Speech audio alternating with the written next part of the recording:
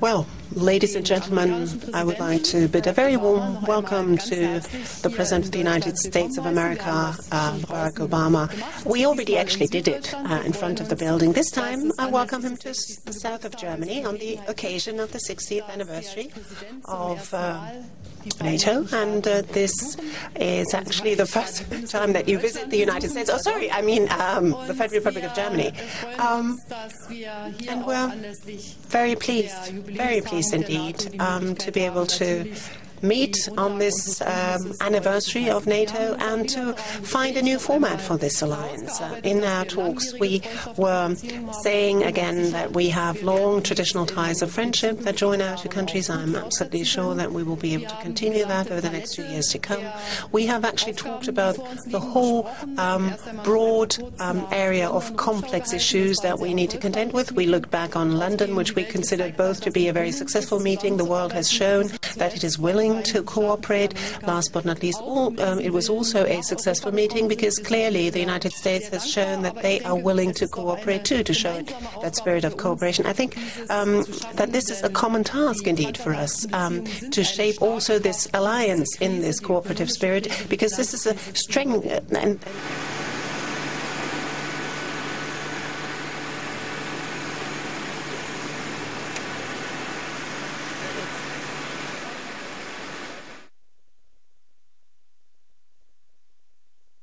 and the United States, how we can shape this future relationship between Europe and Russia and the United States. We will have the upcoming summit in Prague between the European Union and the United States. We will also, we think, on the bilateral scene, be able to lend a contribution to solving the problems of Afghanistan. This is a huge responsibility for all of us. We want to bear our burden of responsibility. We want to do something in order to train the Afghan national forces, but also the police in Afghanistan. We want to shape relations with Iran in such a way that a nuclear rearmament of Iran is simply made not possible, but that at the same time we make it possible for the Iranian people to have a hopeful and prosperous future. We are very gratified to know that the United States wants to have a fresh beginning, a fresh start in this relationship. We also talked about the Middle East, where the peace process will have to be pursued in the sense and in the direction of a two-state solution. I think there is indeed a broad array of issues that we need to contend with. The Federal Republic of Germany stands ready to give its contribution towards solving them, and we would like to bid you a very warm welcome indeed. I think you've seen that the press was showing a great deal of welcome to you, and you saw the people along the way who were waiting for you for many hours with their little flags waving, and we're pleased to have you.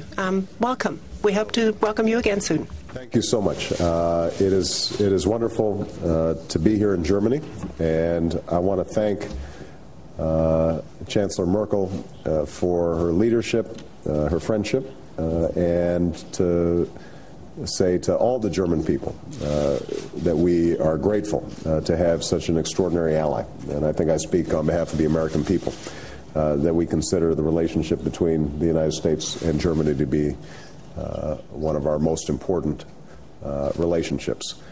And I have been spending quite a bit of time lately with Chancellor Merkel and continue to be impressed with her wisdom and leadership and diligence in pursuing the interests of her people. Over the last several days, what we've been grappling with is an economic crisis that is unlike anything we've seen since the 30s.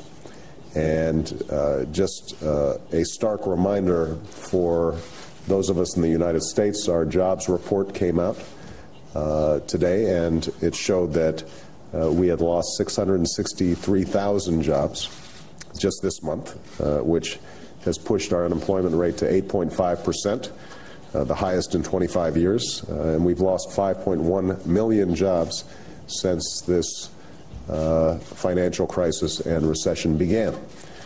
So obviously this is hitting the United States hard, but I think what we discussed and the reason we acted swiftly and boldly in London was the fact that none of us can isolate ourselves from a global market, that the economies now are so interdependent, capital flows across borders occur in the blink of an eye, and as a consequence, if we do not have concerted action, then we will have collective failure. I'm very proud of the work that was done in London.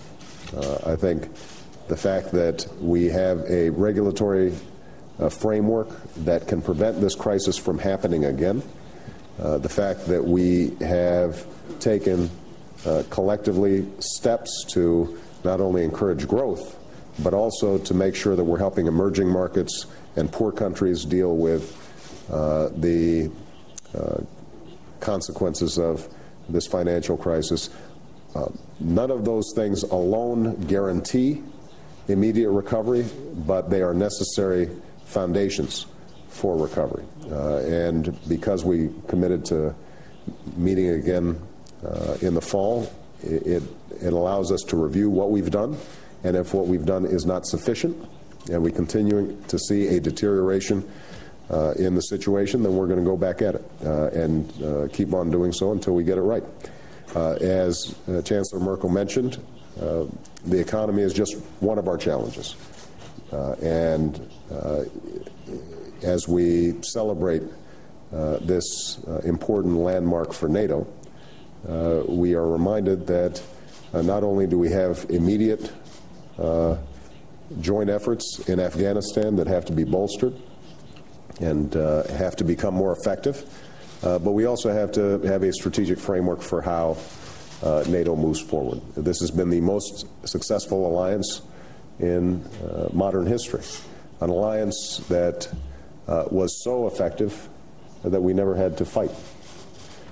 And that kind of vision that was implemented, that kind of imagination has to be adapted to the 21st century challenges that we face. Not just Afghanistan, but there are a whole host of other hotspots and challenges, and we've got to figure out what is NATO's role in that, what is the partnership between the United States and the European Union's role in that, whether it's issues of climate change or poverty or trying to bring about peace in regions that have known conflict for a very long time.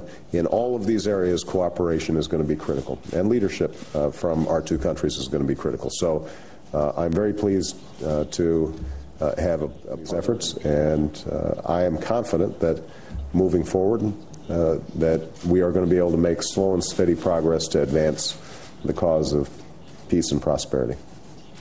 With that, why don't we take some questions? Yeah. Fangen wir mal mit der deutschen Seite. Well, maybe we ought to start with the German side. Mr. Beverunge, please. Michael Beverunge from the second German television chain. Once again, a warm welcome to Germany. You've had a very enthusiastic reception here in the streets of Baden-Baden by the people, but there is also fear and anxiety in Germany about what the future might bring.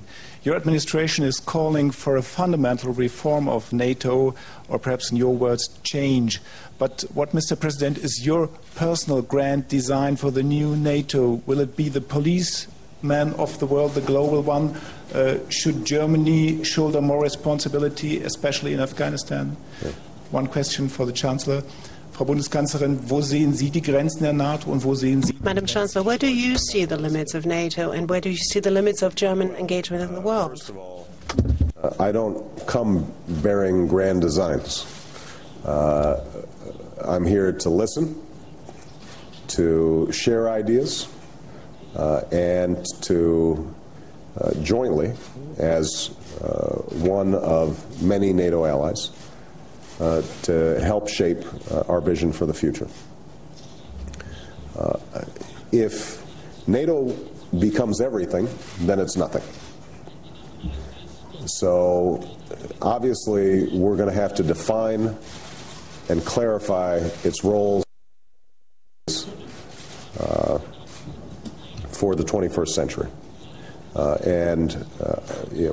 What we should expect is that we will set up a process in order to do that. I don't think Germany should feel anxious about that. I think that the United States and Germany and all the other NATO countries should see this as an opportunity to put together an architecture that is at meeting our new challenges as the prior architecture was at meeting the challenges of the Cold War. And